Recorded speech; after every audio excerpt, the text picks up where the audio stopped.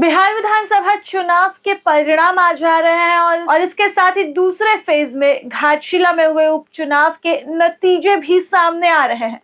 तमाम नतीजों पर चर्चा के लिए आज जो हमारे साथ सहयोगी अभिषेक आनंद है।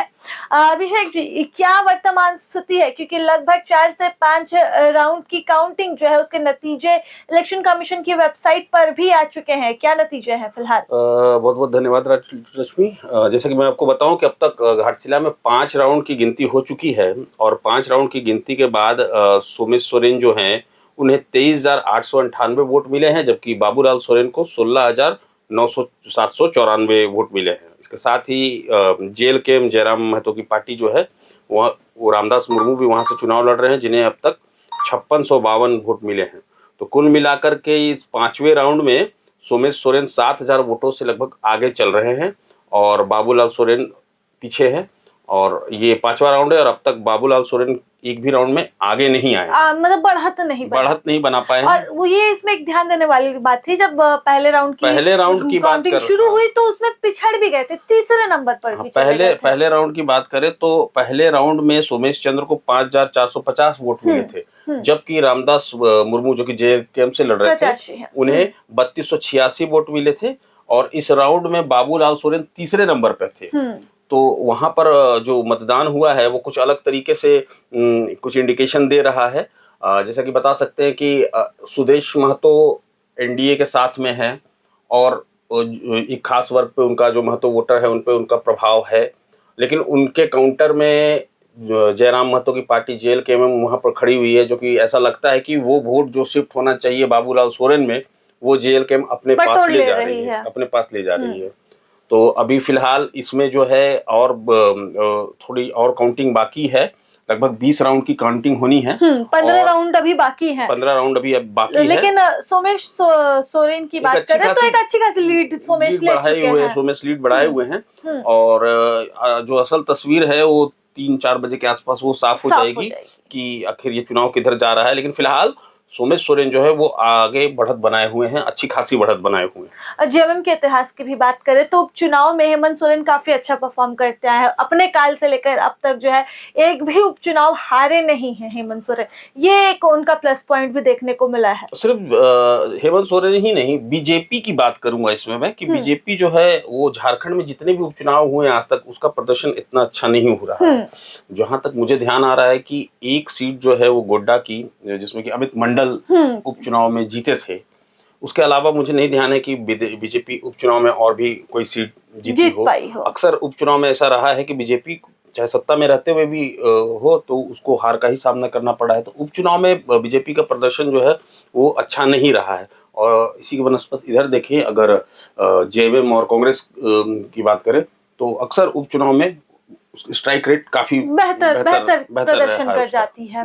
सोमेश चंद्र सोरेन की बात करें तो रामदास सोरेन के पुत्र, पूर्व शिक्षा मंत्री रामदास सोरेन, जिन्हें चंपाई सोरेन की जगह मिली थी, मंत्रिमंडल में जगह मिली थी। चर्चा थी उनके मृत्यु के बाद से ही चर्चा थी कि पुत्र को राजनीति में उतारा जा सकता है, हुआ भी, टिकट भी मिल गया। और अब जो फिलहाल जो रुझान दिख रहे हैं, 5वें राउंड की काउंटिंग के नतीजे जो दिख रहे हैं उसमें अच्छी खासी लीड है। क्या लग रहा है अभिषेक आपको, एक बेहतर स्थान मिल सकता है उन्हें? देखिए, सोमेश चंद्र सोरेन की बात करें तो वो स्वर्गीय रामदास सोरेन के पुत्र हैं, जो कि पूर्व शिक्षा मंत्री थे और अभी 15 अगस्त को रामदास सोरेन का अचानक निधन हुआ है। और 2024 के विधानसभा चुनाव में लगभग 51% वोट रामदास सोरेन ने हासिल किए थे। लेकिन उनके साथ में जो अपोनेंट है, मेन अपोनेंट जिनको बाबूलाल सोरेन को बोला जा रहा था, वो भी कोई छोटी मोटी हस्ती नहीं है। वो चंपाई सोरेन के पुत्र हैं। चंपाई सोरेन जैसे JMM के बड़े नेता रहे हैं, है ना। तो 2024 में भी उनको हार का सामना करना पड़ा था। लगभग 22,426 वोटों के अंतर से वो चुनाव हारे थे। लेकिन इस बार ऐसा माना जा रहा था कि कुछ अच्छी फाइट वो दे सकते हैं, क्योंकि चंपाई सोरेन जो हैं उनकी भी साख का सवाल था ये चुनाव। तो काफी मेहनत की है चंपाई सोरेन ने, मेहनत काफी की है, अपने सीट से ज्यादा मेहनत पुत्र के लिए कर दी है चंपाई ने। बिल्कुल, लेकिन फिर भी अब तक उनकी उम्मीद जो है वो सरदार नहीं रही है। अब तक ये जो रिजल्ट जो आ रहे हैं वो उनकी उम्मीदों पे खरे नहीं उतरे हैं।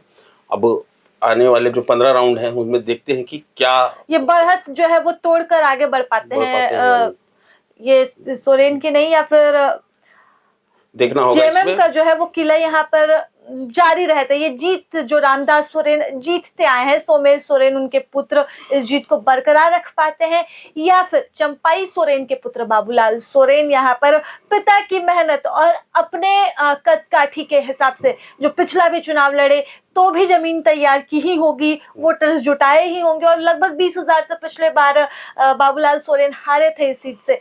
लेकिन इस बार हिसाब किताब कुछ और है, भावनात्मक जुड़ाव भी है रामदास सोरेन के साथ, लेकिन दूसरी तरफ बीजेपी की पूरी मेहनत भी है। एक बात और बताना चाहूंगा राजलक्ष्मी कि इस बार घाटशिला के उपचुनाव में रिकॉर्ड मतदान, हाँ रिकॉर्ड मतदान हुआ है, 73.88% ये मतलब सोचने वाली बात है कि महिला पुरुष सभी अपने घर से निकल कर। एक बात और है जिसको मैं बिहार चुनाव से जोड़ करके बताना चाहूंगा कि बिहार में भी इस बार रिकॉर्ड मतदान हुआ।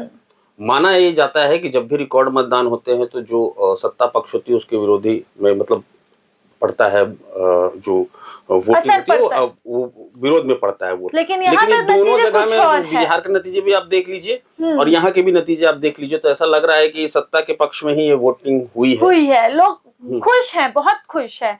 नतीजे तो यही बता रहे, फिलहाल रुझान तो यही बता रहे हैं। रुझानों पर की है हमने बात, आपको लगातार देते रहेंगे हम अपडेट, लेकिन फिलहाल इस अपडेट में बस इतना ही। बने रहे प्रभात खबर के साथ घाटशिला और बिहार विधानसभा चुनाव के पूरे कवरेज के लिए। प्रभातखबर.com, विश्वास वही, रफ्तार नहीं।